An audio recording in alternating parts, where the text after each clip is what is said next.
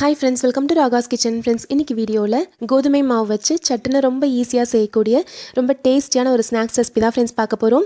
இன்றைக்கி நம்ம செய்ய போகிறது உடனடியான டேஸ்டியான அப்பம் எப்படி ரெடி பண்ணலான்றது பார்க்கலாங்க. நல்லா வெளியில் கிறிஸ்பியாக உள்ள சாஃப்டாக ரொம்ப டேஸ்டியாக இருக்குங்க. நான் இன்றைக்கி இந்த வீடியோவில் சொல்லியிருக்க அளவுகளில் ட்ரை பண்ணி பாருங்கள். ரொம்ப பர்ஃபெக்டாக சூப்பராக வரும். இப்போ நம்ம இந்த அப்பம் ரெடி பண்ணுறதுக்கு ஃபஸ்ட்டு ஒரு மிக்சிங் பவுல் எடுத்துக்கலாங்க. இதில் 2 கப் அளவுக்கு கோதுமை மாவு போட்டுக்கலாம். நான் இன்றைக்கி வந்துட்டு சின்ன கப் அளவு எடுத்திருக்கேன். நீங்கள் எந்த கப் எந்த டம்ளர் வேணாலும் நீங்கள் அளவுக்கு எடுத்துக்கலாம். இந்த சின்ன கப்பில் 2 கப் அளவுக்கு கோதுமை மாவு இப்போ நம்ம போட்டிருக்கோம். இது கூடவே 1 கப் அளவுக்கு வெள்ளை ரவை சேர்த்துக்கலாம். 2 கப் கோதுமை மாவு அப்படின்னா 1 கப் ரவைன்றது சரியாக இருக்கும்.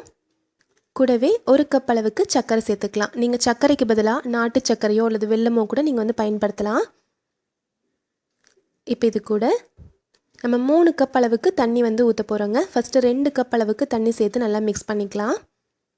நீங்கள் வெல்லத்தை சேர்க்குறதா இருந்தால் வெல்லத்தை நல்லா கரைச்சி விட்டுட்டு வெள்ளை தண்ணியாக நீங்கள் சேர்த்துக்கோங்க. இப்போ நம்ம 2 கப் அளவுக்கு தண்ணி ஊற்றி ஃபஸ்ட்டு நல்லா கலந்து விட்டுக்கலாம். இப்போ இது கூட இன்னும் 1 கப் அளவுக்கு தண்ணி ஊற்றிக்கிறேன். கட்டி எதுவும் இல்லாத மாதிரி நல்லா கரைச்சி விட்டுக்கோங்க. தண்ணி ரொம்ப அதிகமாக போயிட்டாலும் நம்மளுக்கு அப்பத்துடைய மாவு நம்ம எண்ணெயில் ஊற்றுனோடனே பிரிஞ்சு போயிடும். அதனால் கரெக்டாக இந்த அளவுக்கு சேர்த்துக்கோங்க. இப்போ இதில் ஒரு 1/4 டீஸ்பூன் அளவுக்கு ஏலக்காய் தூள் சேர்த்துடலாம். கூடவே 2 பிஞ்ச் அளவுக்கு உப்பு சேர்த்துக்கலாங்க. சேர்த்து நல்லா கலந்து விட்டுருங்க. கட்டி எதுவும் இல்லாத மாதிரி நல்லா மிக்ஸ் பண்ணியாச்சு. இப்போ இது ஒரு தட்டு போட்டு நம்ம மூடி வச்சிடலாம்.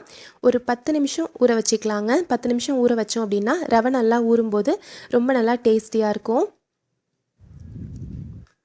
இப்போ சரியாக ஒரு 10 நிமிஷம் கிட்ட நல்லா ஊறிடுச்சு. இப்போ இதில் ஒரு 3லேருந்து 4 டேபிள் ஸ்பூன் அளவுக்கு தேங்காய் துருவல் சேர்த்துக்கலாம். தேங்காய் துருவல் சேர்க்கும்போது ரொம்ப சுவையாக இருக்கும், நல்லா சாஃப்டாகவும் இருக்கும். நீங்கள் விருப்பப்பட்டீங்கன்னா ஒரு வாழைப்பழம் கூட நல்லா மசிச்சு விட்டு இதோட சேர்த்துக்கலாம். நான் தேங்காய் துருவல் மட்டும் சேர்த்துருக்கேன். பாருங்கள், இந்த அளவுக்கு மாவு நல்லா திக்காக இருக்கணும். இப்போது இதில் 1/4 டீஸ்பூனில் பாதி அளவுக்கு, அதாவது ஒரு 2 சிட்டிகை அளவுக்கு சோடா உப்பு சேர்த்துருக்கேன். கூடவே ஒரு ஸ்பூன் அளவுக்கு தண்ணி ஊற்றி நல்லா கலந்து விட்டுறலாம். சோடா உப்பு ஆப்ஷனல் தாங்க. நீங்கள் விருப்பப்படலை அப்படின்னா அதை நீங்கள் ஸ்கிப் பண்ணிக்கலாம். இப்போ நல்லா கலந்து விட்டாச்சு. பாருங்கள், இந்த அளவுக்கு மாவு திக்காக இருந்துச்சுன்னா ரொம்ப பர்ஃபெக்டாக கரெக்டாக வரும். இப்போ ஸ்டவ்வில் ஒரு பேன் வச்சுருக்கேங்க. பொரிக்க தேவையான அளவுக்கு எண்ணெய் ஊற்றி எண்ணெய் நல்லா சூடாகட்டும். எண்ணெய் நல்லா சூடானதும் மீடியம் ஃப்ளேமில் குறைச்சி வச்சுக்கோங்க. குறைச்சி வச்சுட்டு ஒவ்வொரு கரண்டி மாவாக எடுத்து இந்த மாதிரி நம்ம ஊற்றிக்கலாம். எண்ணெய் போதுமான அளவுக்கு சூடு இருக்கணுங்க. அப்போ தான் கரெக்டாக நம்மளுக்கு பிரிஞ்சு வராமல் வரும். அதே மாதிரி நீங்கள் அப்பம் செய்கிறதுக்கு யூஸ் பண்ணுற பேனோ அல்லது வானலியோ கொஞ்சம் நல்லா கனமாக இருக்க மாதிரி பார்த்துக்கோங்க. ரொம்ப மெலிசாக இருக்க பாத்திரமாக இருந்துச்சு அப்படின்னா ஒட்டிக்கோங்க. அப்புறம் நம்ம எடுக்கிறது கஷ்டமாக இருக்கும். கொஞ்சம் திக்கான பாத்திரமாக எடுத்திங்கன்னா கரெக்டாக இருக்கும். நீங்கள் வானலி குழியாக இருக்க வானலி எடுக்கிறதா இருந்தால் ஒவ்வொரு அப்பமாக ஊற்றி எடுத்துக்கோங்க. நான் பேன் எடுத்துருக்கனால ஒரு 3 அப்பம் நான் ஊற்றிருக்கேன்.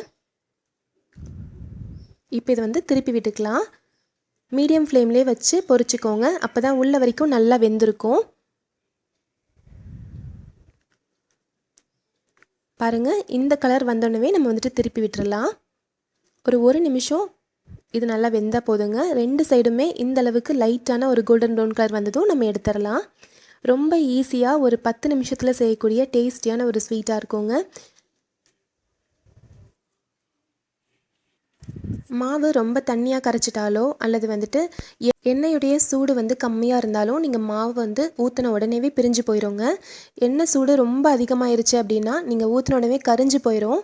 உள்ளே வேகாமல் வெளியில் மட்டும் சட்டுன்னு கலர் மாறிடும். அதனால் கரெக்டான சூடில் இருக்கும்போது நம்ம ஊற்றினோம் அப்படின்னா பர்ஃபெக்டான அப்பம் நம்மளுக்கு கிடைக்கும். அதே மாதிரி நீங்கள் எடுக்கிற வானலி நல்லா திக்கான பாத்திரமாக எடுத்துக்கோங்க. அப்போ கரெக்டாக இருக்கும். இப்போ 2 சைடுமே நல்ல ஒரு கோல்டன் ப்ரௌன் கலர் வந்துச்சு பாருங்கள். இந்த அளவுக்கு நல்லா வெந்ததும் நம்ம எண்ணெயிலேருந்து எடுத்துடலாம். ரொம்ப ஈஸியாக சட்டுன்னு செய்யக்கூடிய ஒரு ஈவினிங் ஸ்நாக்காக இருக்குங்க. பாருங்கள், சூப்பராக வெந்துருச்சு. உடனடி அப்பம் டக்குன்னு ரெடி ஆயிடுச்சு. கண்டிப்பாக நீங்களும் இதே மெஷர்மெண்ட்டில் ட்ரை பண்ணி பாருங்கள். ரொம்ப பர்ஃபெக்டாக வரும்.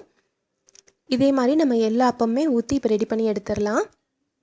இப்போ நான் எடுத்திருக்க மாவு அளவுக்கு பார்த்திங்கன்னா கிட்டத்தட்ட ஒரு 15 அப்பத்துக்கிட்ட வந்திருக்கேங்க. வெளியில் பாருங்கள், நல்லா மொறுமொறுப்பாக நல்லா கிறிஸ்பியாக இருக்குது. உள்ளே நல்லா சாஃப்டாகவும் இருக்கும். ரொம்ப வந்துட்டு ப்ரௌன் கலரில் வரதுக்கு முன்னாடியே எடுத்துருங்க, அப்போ வந்து கரெக்டாக இருக்கும்.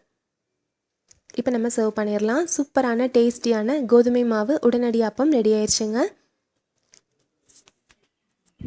வெளியில் பாருங்கள், நல்லா வந்து மொறுமொறுப்பாக நல்லா கிறிஸ்பியாக இருக்குது. இப்போ நம்ம உள்ளே எடுத்து பார்த்துடலாம். உள்ளேயும் நல்லா சாஃப்டாக இருக்குது, உள்ள வரைக்கும் நல்லா வெந்திருக்கு. இதே மாதிரி நீங்களும் ட்ரை பண்ணி பார்த்துட்டு எப்படி இருந்துச்சுன்னு சொல்லுங்கள் ஃப்ரெண்ட்ஸ். இந்த ரெசிபி உங்களுக்கு பிடிச்சிருந்துச்சுன்னா நம்ம சேனல் ராகாஸ் கிச்சனில் ஒரு லைக் கொடுங்க. ஃப்ரெண்ட்ஸ் கூட இந்த வீடியோவை ஷேர் பண்ணிக்கோங்க, சப்ஸ்கிரைப் பண்ணி வச்சுக்கோங்க. தேங்க்யூ.